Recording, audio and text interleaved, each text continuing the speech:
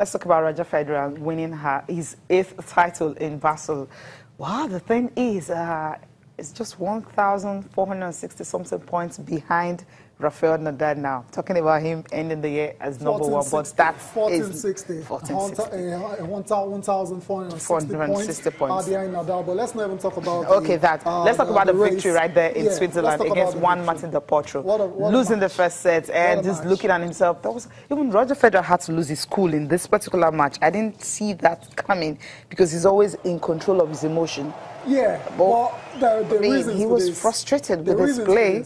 The reasons for this, Cecilia, Federer, had lost back-to-back finals in Basel against Juan Martin del Potro. So you'd say the pressure was on him to make sure it didn't become back-to-back losses to the same guy. So it was under pressure a bit. I could tell in the first set, which Del Potro won 7-6. Federer made some very silly mistakes there and just basically gave the set away to Del Potro. But in the second, he showed a lot of character to come back to win that one. And the decider, Del Potro broke first.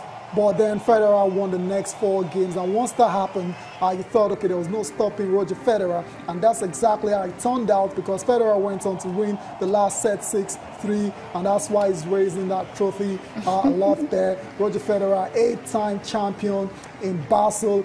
His home tournaments, I mean, it's only right. I wonder how long it's going to take for them to rename that title after Roger Federer. I know it's coming, definitely. Maybe if he gets to stay till maybe 10. It's coming. If he wins at number 10, it becomes... But amazing year for Roger Federer. Roger Federer, I mean, last year we all know ending the season very early because of injury, but this year has been incredible. He's won 7 titles at 36. At 36. Wow. How interesting that is. Amazing. But another thing is we're not going to see him in Paris. He has pulled out of the Paris Masters. Interesting. But let's still focus on this guy. I mean, what he's been able to achieve this year is remarkable. With that victory in Basel, he's now passed Ivan Lendl, a second all-time when it comes to titles in the Open era. Jimmy Connors still way on top, 109. But remember I said it after Federer won in Shanghai that the way he's playing right now, I won't put it past him getting close to Jimmy Connors, who was on 109.95. I mean, the way he's playing right now, barring any serious injury, I think Federer will get really close to Jimmy Connors. I know it's going to be very tough, but definitely he can't do it. Ivan Lendl is 794. They were tied before. John McEnroe is on 77.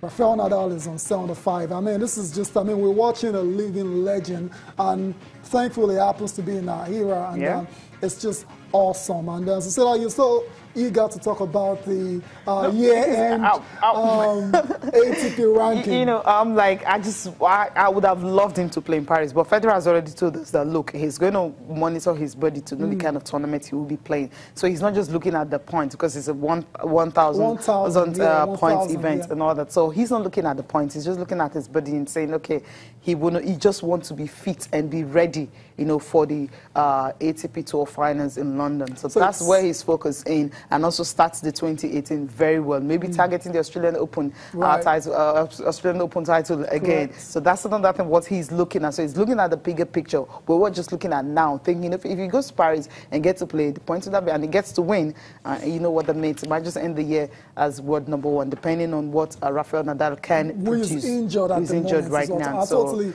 you're spot on, Cecilia. It's about priorities right now for Roger Federer. I mean, at this stage of his career, I don't think ending the year as world #1 is such a big deal. For him. It's all about extending his career, and we wish Roger Federer well. And let's see what he can do at the ATP World Tour Finals in London at the end of the year. We're still talking tennis. One more before we leave the sport. Lucas Pouille. I mean, we talked about Wozniacki winning the biggest title of a career. Lucas Pouille did the same thing. That was at the Vienna Open when he took on Joe Wilfred Songa, and that was a very straightforward victory for the Frenchman Lucas Pouille. Let's see and enjoy how he managed to get that victory in Vienna.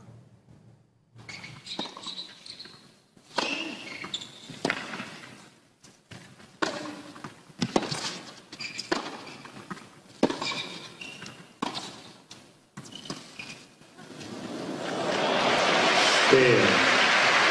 Win.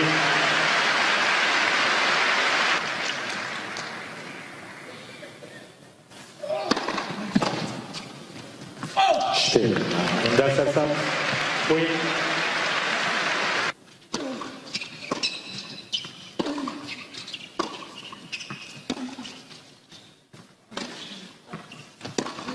Spin. Win.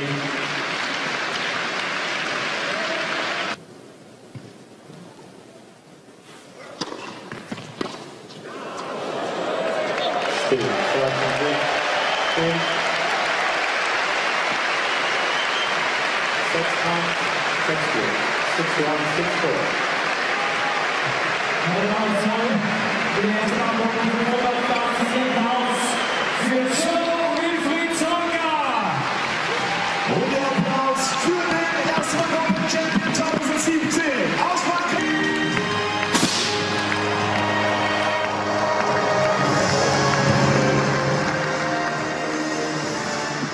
Yeah, Lucas Boy. I mean, we've talked about the next generation of tennis players. He's one to watch out for. He's been under the radar a bit this year, despite the fact that he's the only guy to have won on all surfaces. He's won on clay, he's won on grass, and he's now won on hard court. That's in Vienna. So it's 23. We need to watch out for him next season. He's got a great upside, and I won't be surprised if he's up there next year competing with the very best players on the ATP Tour. That's it for tennis now. We need to move. I've had a lot of tennis on the show today. Yeah, but tomorrow it's the season, right? Yeah. Until the ATP Tour final starts. Yeah. And of course the Paris Masters starts also.